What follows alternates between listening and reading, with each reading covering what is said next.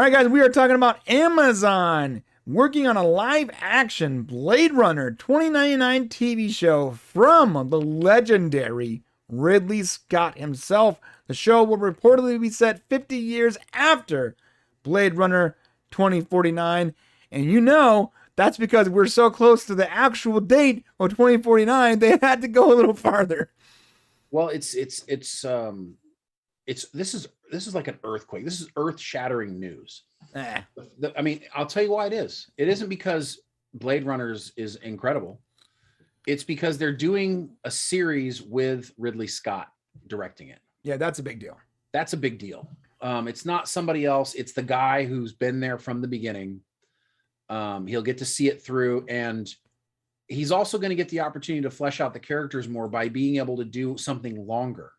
And I've always felt that was the problem with Blade Runner, is it just was too short to really get the whole universe. Yeah, there's some movies that shouldn't be movies. They should be miniseries. Yes, and this is one of them. Dune it shouldn't be a movie. That should be a TV show. It should be, yeah, I 100% agree. These epic things, we need more time to explore it. And if you want, Ridley's always wanted to be able to get this like incredible cinematography, beautiful futuristic view, but there's so much time is spent doing that you lose the character, the development of the characters. Yeah. So hopefully now they can look into this a little bit further. I gotta say, Ridley Scott is also a little bougie. So I'm surprised that, the guy who called his character is someone who you wouldn't expect to be directing a TV show. So he have some kind of love for this series at the very least. Oh, he loves it. I mean, he loves everything that he does, whether it's Alien, he's the guy behind Alien in the Alien movies.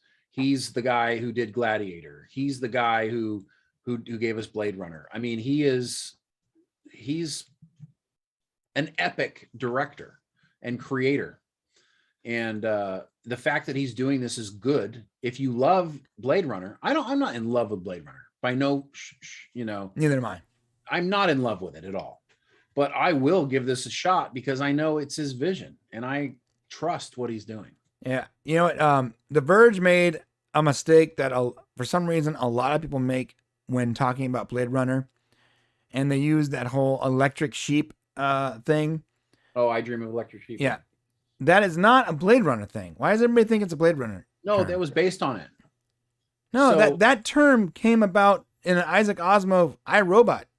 No. Philip Dick wrote a novel called Do Androids Dream of Electric Sheep? And that's where that was it was Blade Runner is an adaptation of that novel. Okay. Yeah. All right. Because I also heard that in an iRobot series. I mean, it is. I mean, that wouldn't surprise me. It's something we've heard probably several times. Okay, so that is a Blade Runner thing, and I'm just nuts. Blade Runner was adapted from the novel Do Androids Dream of Electric Sheep? Oh, I see.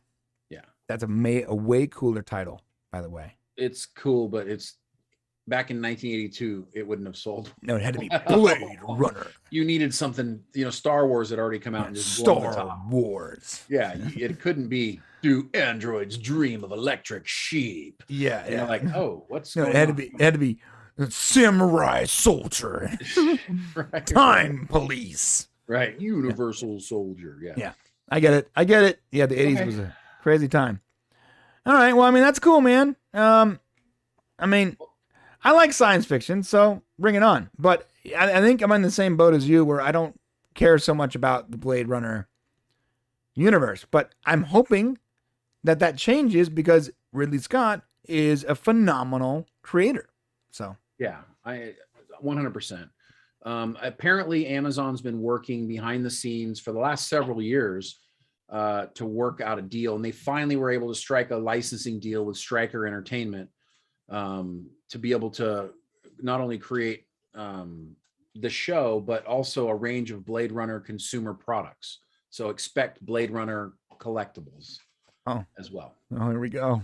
Get those Funko Pop shelves ready, boys. Dude, I mean, listen, if it makes money, thank you, George Lucas, for figuring this out. right?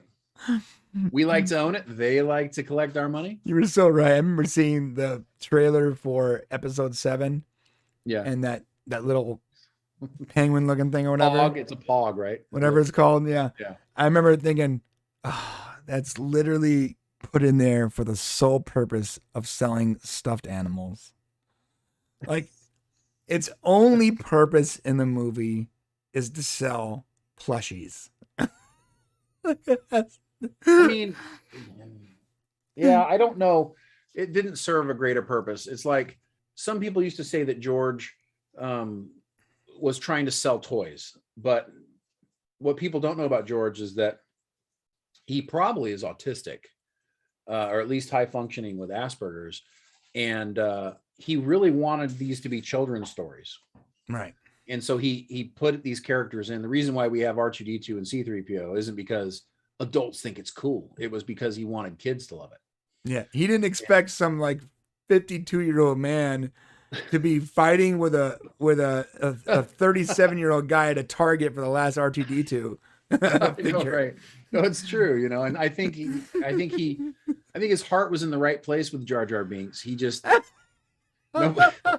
nobody was honest with him. Nobody's like, he's at the table and goes, okay, guys, we're going to do this Rastafarian character that kids are going to love. Trust me, I came up with Yoda. I know what's going on here. Trust me. And everybody's going, oh, God. He's going to talk like this.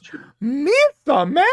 Like, give me some like horrible, imagine the documentary, the camera pans to like the black guy. He's like, what just happened here? Yeah. Nobody in the room is like, listen, man, you can tell George if you want, but I need to get paid. So right. Jar Jar Binks. I wish they would have actually made him some like evil Sith character. That would have been so cool. It would have been cooler if he would have ended up being like a Sith Lord. But oh man.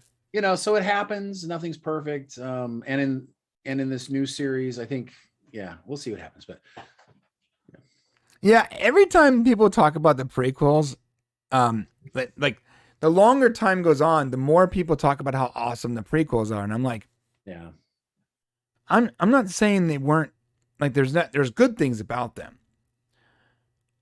but are you forgetting Jar Jar Binks? It's like, well, the prequels immediately got better as soon as 7, 8, and 9 came out. Right. It's like, oh yeah, I hate those prequels, but not nearly as much as I used to. So I think that kind of happened, and people laughed off the Jar Jar. I think people forget Jar Jar was in it. Like you're thinking about stuff, and then you start watching like the Phantom Menace, and you're like, oh, that's right. Oh, I forgot. Like, oh my God. God, that character's awful. Oh okay. My God. Fast forward. Yeah, it's. All right, we're gonna move on here. Let us know what you guys think about this new Blade Runner series below.